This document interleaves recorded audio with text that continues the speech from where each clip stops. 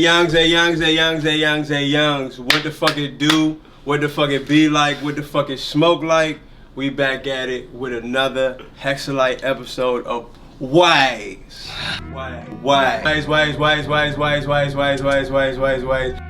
Little bitch. Weez. Look, I'm not even gonna open my eyes until I'm done. Weez,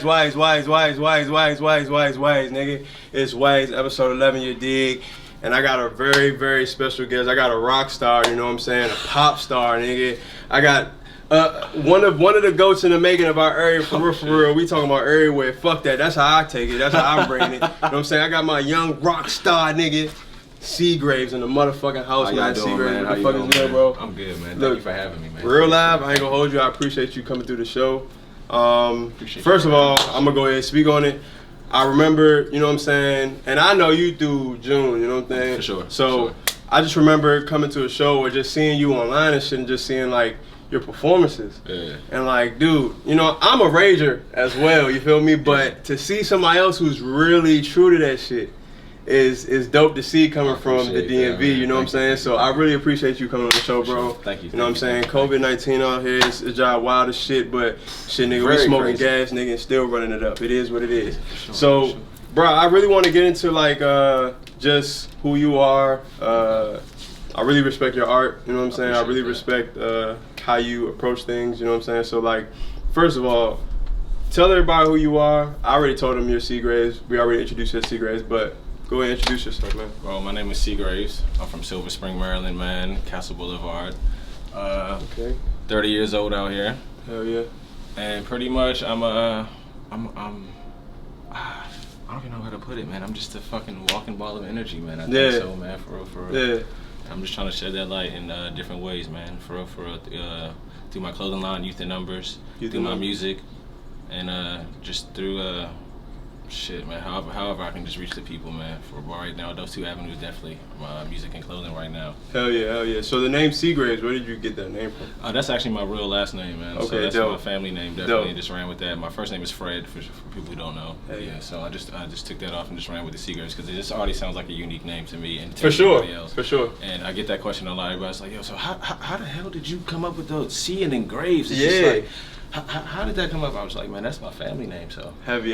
So that was already in there. So that's that dope. Was the easy part, for real. So as far as like with that being your name, is that easy for your artistry, for your creating, like just you creating stuff? Like, do you feel like you don't have to try to be anything that you're not? Yeah, I feel like it just speaks for itself, and it's just me who I am. I didn't really have to go too far to like reach or like do too much to find like an artist name or artistry name like that. So most people, you know, just go by like, you know, just what their name is, and I just don't want to just go by like Fred Seagraves. I was just like, that don't really sound like an artist name, but just let me just ditch the Fred and just go with the Seagraves. Now that shit is hard. That just sounds like just something that niggas would just go ill over and just go bonkers for. So I did, so you know. Hell yeah. So how long have you been doing music, man? How long have you been just as far as like pursuing being an artist, not even pursuing being an artist, let's say this, just how long have you been doing music?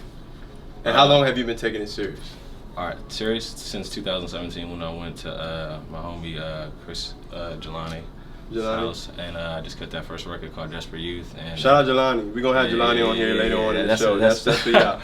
That's the mathematician right there, man. The mad genius right there, man. Awesome. So how did y'all link up? Like, how did that come about? Because I see y'all at shows. I see how y'all get down. Y'all motherfuckers, man. He probably gonna show a clip of this shit because people need to see that. But like, how did y'all get clicked up? So I met him through my homie Abdul, who's another artist, and my brother I grew up with, my homie Du. He took me to the studio with him one time when he was trying to write a track through our other homie named Hadiru and shit. Okay. So I pulled up with him and he was just like, yeah, I'm about to cut this track with my man Chris and shit. He was like, yo, you gotta meet him. This nigga just goes crazy as shit on the beats. Like for real, it's pretty much like you just tell him to do something, that nigga just get shit popping.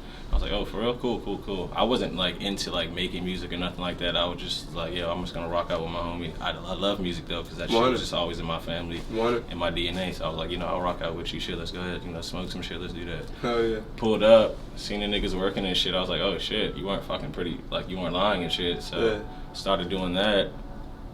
Then that kind of fizzled out with Du and shit. With that, he moved to LA and shit. Shout out Du too, man. Then one day I hit Jelani up on Instagram. I was like, yo, I'm trying to come through and make some music and shit. He was like, cool. I had bought a beat from him one time, but I never really did nothing with the beat in the beginning. I forgot the sample. I think it was off the. Actually, no, I do remember. It was off the Wood. It was the Luther Vandross and Cheryl Lynn track. Heavily. What was it? If This World Were Mine. So okay, heavily. That was the first ever time I had reached out to him. Nothing really went major with that record or anything. Like I don't think I even like recorded it to or nothing like that. Then I had tapped back into him. Went to his house one day. Pulled up. I guess a couple of the other underground homies were in there making records and shit. We went into the living room and shit. He had the setup in there and cut Desperate Youth for real, and then it just went on from there. Nice.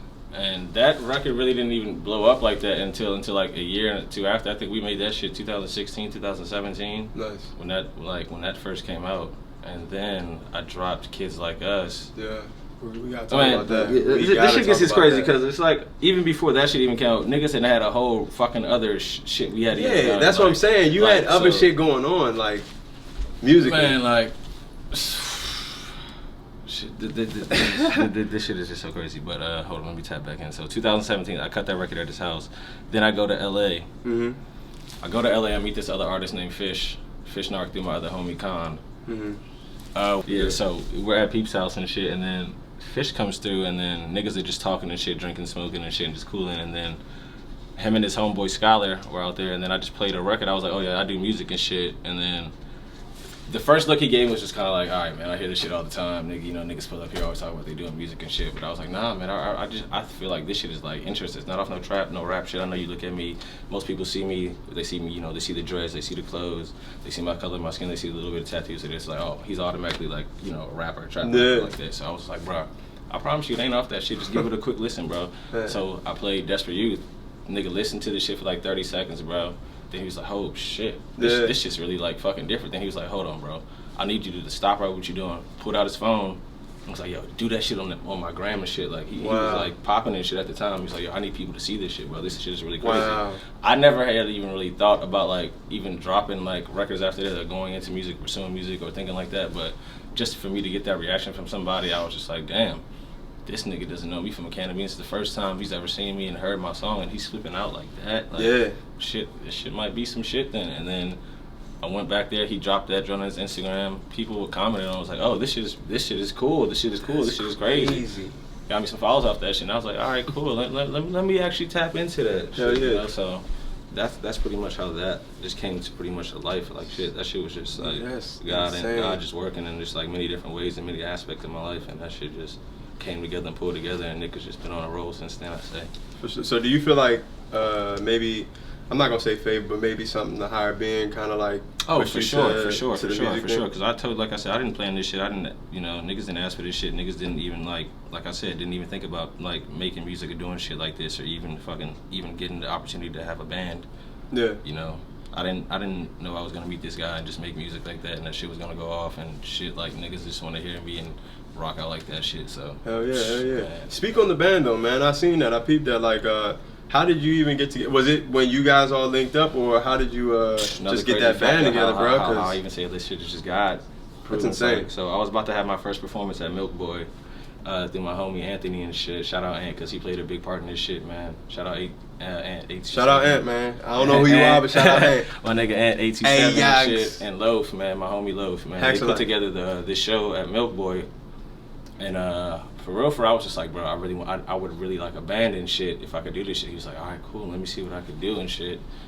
This nigga made some calls. Next thing I know, the nigga was like, yeah, you gonna have a practice with these niggas on like 3 days after that. I was like, shit, how the fuck did this? Bro, I didn't know who the fuck I was linking up with or what they do, who it was or whatever.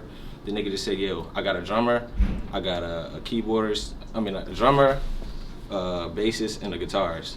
And yeah, you're gonna meet them this day and whatever. Y'all gonna go from there. They're gonna hear your songs and all this other shit. So that nigga set that shit up. Brought fucking Chris with it because I was like, yo, I think we should do this show and shit. He was down with it. That shit went stupid crazy. Niggas clicked up and just made for just friendships. Five new life partners, I would say, man. And that definitely been instrumental in helping me grow. Dope, in this shit, bro. That's dope. Like I said, that shit, I didn't know them from a can of beans, bro. And that shit just took off. And now they're like very close. Yeah, because when I seen you, shout out to Shitty Whiskey Boys, baby. Yeah, for sure. Shout out y'all, man. I'm not gonna lie to you. When I seen you at, I want to say the first time I seen you perform, and I seen you with the band, I was like, yo, shit, man, this is a weed show. We ain't smoking no weed. We're definitely not smoking, but we're about to smoke some weed, though. It's cool. Nah, you Gucci, bro. But the first time I seen you perform with the band and Jelani, I was like, dog, this energy is fucking insane right now, bruh. Where the fuck these dudes come from? They got the white boys in the back. Bitch, white boys going crazy too. So I'm like, and this is in Maryland, and I don't know if y'all know, but like the punk rock scene in like DC was really big at one point.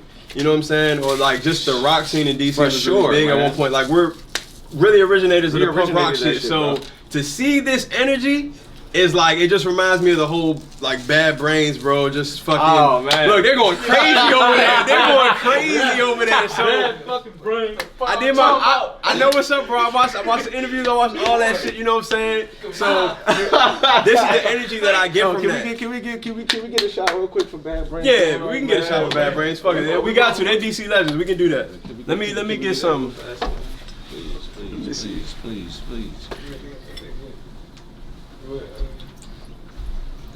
I beg, liquor shot, just liquor. Just a little bit. Liquor shot, that's it. You see. Let's do one for the originators, man. Hey, one for the originators, Bad Brains, man. Right there, man. You feel me? Yes, sir. Woo! That's a joint. Man. All right. That first show. And it just, everything took off from there. As far as for sure, cause niggas definitely went on some fucking quick little like in home tour type shit, bro. Niggas were getting booked left and right after that. Yeah. Not to toot my own horn, but niggas were going off. Nah, we but you gotta that shit. You gotta speak on it though. If it is what it is, you know, you gotta definitely speak on it. Bro, that shit went stupid. I think, man, we caught like wildfire, man. Like, hell yeah. And I was, man, I didn't know niggas were gonna do that shit, but. And me, when I got on that stage, it's just like that shit just came alive, man. I had to shake for a few moments and shit, but after that, niggas just got into the element real fast, and it felt good. You know, like when you do something and that shit just feels good and organic and like, you know, it feels real. That nigga. Yeah, a lot of people, man, you gotta surreal at the moment. That shit is just like fucking. Whew. Just know that when you're doing something and you get that feeling, bruh. Go ahead, chase that feeling, bro. It can be whatever it is. Just go ahead, chase it. As long as it's something positive. That's one thing COVID-19 is preventing right now, niggas from being great on the stage, bro. Yeah, but at the same time, it's like, bro, he's just letting y'all know right now that it's like, you know, if you got that feeling to really want to do something, just take that step, man. Take that leap. If I can do it, man. Anybody can do it, man. 100, man. So look, kids like us, speak on it. Speak on it. Video's crazy. I appreciate that. Video's fucking dope, man. Thank you. Shout out to just speak on how all that came about. For that, man. Yeah. For real. But like I said, man, me and Chris were just cutting records at that point, man. Cutting records. We like I said, bro. All this shit is just God given. Niggas didn't know we were gonna have that shit called Kids Like Us. I didn't even know I was gonna make no shit called like Kids Like Us or nothing like that. That shit just came about, and it went crazy, but. How we developed it, I had some shit called Desperate Youth before, you know, Desperate Youth, and then we had cut like 5 tracks from that before. Yeah. Kids Like Us is actually supposed to be something separate, man, because Chris had this idea, he wanted me to do these first other like 7 to 8 tracks, and it's like, yo, do that, then do this. And then I just went on my whole other shit one day randomly. I was just like, bro, I kind of just want to drop that shit, and just did that unbeknownst to nobody. Dropped that shit July 8th. 2018, bro. Nice. Didn't really tell nobody. Then I just started getting phone calls after I dropped the picture on Instagram. Niggas was like, "What the fuck? You do music, bro? Since when? How?" Bro, what? I'm telling you, like, what, nigga, like. That's what I'm saying. Like, it's good to see where you're at. And I was just like, "Oh, it is? Yeah. Right? You like it?" So that shit just went off stupid, man. But the making of that album, like again, man, was just very super organic, bro. Like, I would just be pulling up every day.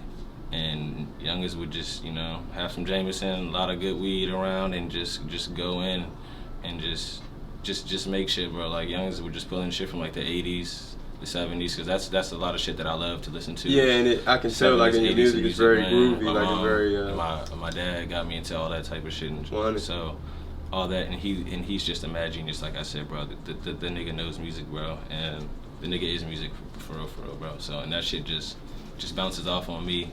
And we just connected on another level, bro. And that's probably like one of the greatest human beings I know too. And that nigga's an artist, bro. That's big. That's big. But yeah, It's big, man. Shout out to that nigga Jelani again. 100. Again, shout out Jelani. So, bro, just as far as just moving forward, have you been working on anything, any projects, any new things like? For sure, man. I've been working on some shit, man, here and there, man. I got a lot of different shit youngins have been working with. I've been tapping in a lot with my homie June, man, and shit. You know, shout out June, man. Shout out AV, man. You know, Heater and shit, man. So we've been doing some shit.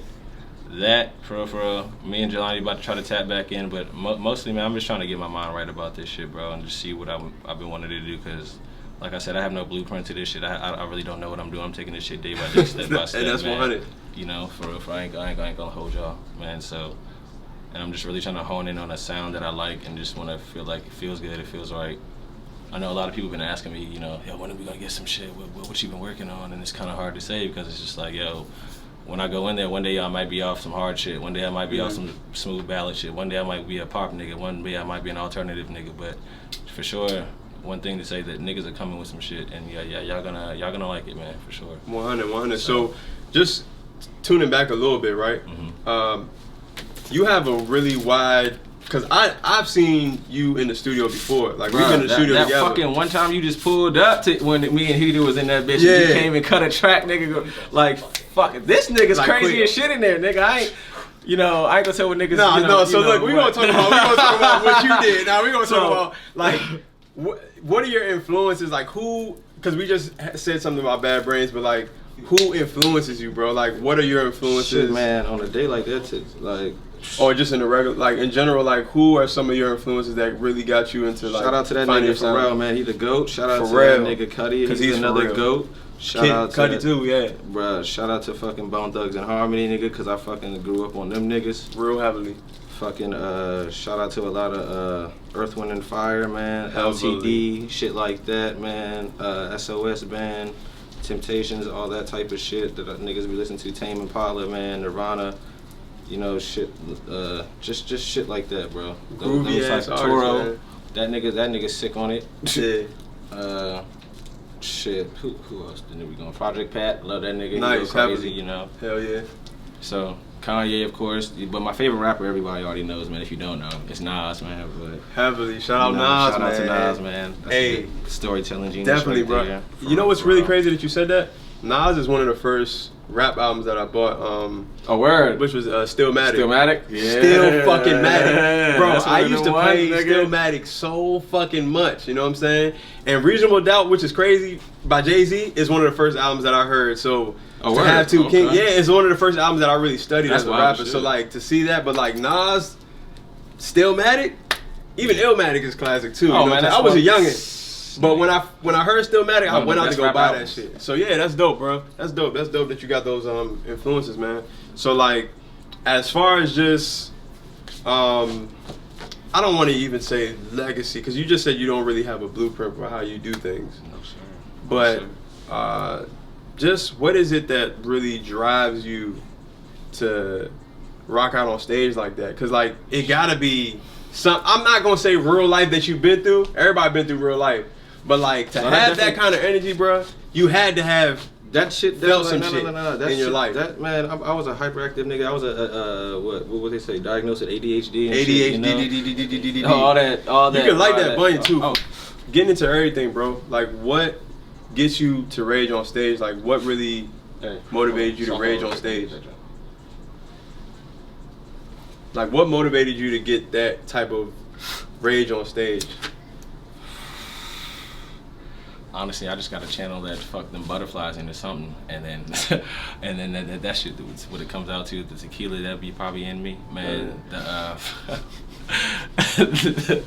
Just the thrill to go out there, bro, and just finally let that shit out, bro. Cause like I said, I'm a hype ass person. And I feel like that's the best way to get something out is through that music, man. And that shit just does something to me, like turns a switch on into my body, man. It just makes me jolt and just like yeah, like let that fucking demon out, or let all that fucking just depression or whatever, everything that has been going on that month inside, all that shit, you let that shit out, bro, for real, in my artistic way. That's the way I feel like I'm coming off, like I show my intelligence and through that, just raging on that stage, getting people engaged, just feeding off their energy, they're feeding off me, just seeing people come alive and just live in the moment and just forget about all the cares in the world and just letting that shit drip, man, you know, and that shit is just having that, yeah, that type of ability to be able to just pull that shit out of people. You can, can't you just, you can feel it. If you're not a fucking performer, if you don't live for this live shit, you don't even know what the fuck he's talking about right now. I can just feel everything he's talking about, bruh. I feel like fucking crying right now, bruh. Cause I feel this shit, bruh. Real loud, bro, 100, bro. Like, you're one of my favorite performers, like, not only in the DMV, but just people that I know, bro. You're one of my favorite, bro. And that's hard to do, like, cause it's hard for a motherfucker to impress me, you feel me? So I just be like, bro, yeah, this nigga it. White, little bitch. Let's go. So, bro, I mean, where can people find you at? I mean, what is it that people can do to hit you up? On all major platforms. You know, everywhere. Just type Seagraves, Seagraves, man. And you know, you fucking with the best. You rocking with the best, and you gonna find that shit right there. Same thing. Everything is Seagraves. Oh, I take that back. Except my Twitter, which is rare_junk. We're working on getting that fixed, and it is an underscore in front of that. Seagraves on Instagram. We're working on getting that fixed. Nigga, hey, whoever has that Seagraves shit, just give up the name. Just give it up, It's bro. gonna be easy. Just give it up. Can you show them what's on your feet right quick? Oh, these are just. Oh, it's cool. It's cool. These That's are a just. Please take it off. Right here. Just some ray guns, you know. Just I'm rocking the all whites today. You feel me? All white. These are the reprint ray guns. Niggas got the OGs in the house. I should have wore them. I should have wore those, dog. You know, I just wanted to put the reprints over. I should have paid how much and just wore the other ones, nigga. You know, check out my gram later on. You gonna see them. Just cause you I'm not gonna think buck niggas you. are pump faking. I'm not gonna buck be you. blocking all that bullshit out here. This guy like the first nigga that came on the show who had more heat than me on my feet.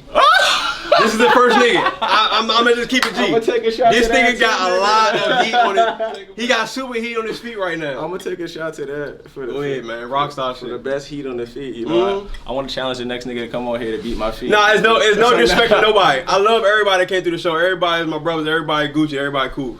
But this nigga got some heat on his feet right now. And y'all know I was in the sneaker shit, so I fuck with that shit. But man, bro, I appreciate you just letting people in on your story. I appreciate you having me on the show, man. This shit felt comfortable, man. I thought I was gonna, you know, have to do some fucking weird shit. Like, I don't know, but I just felt weird, dog. I don't really do interviews, man.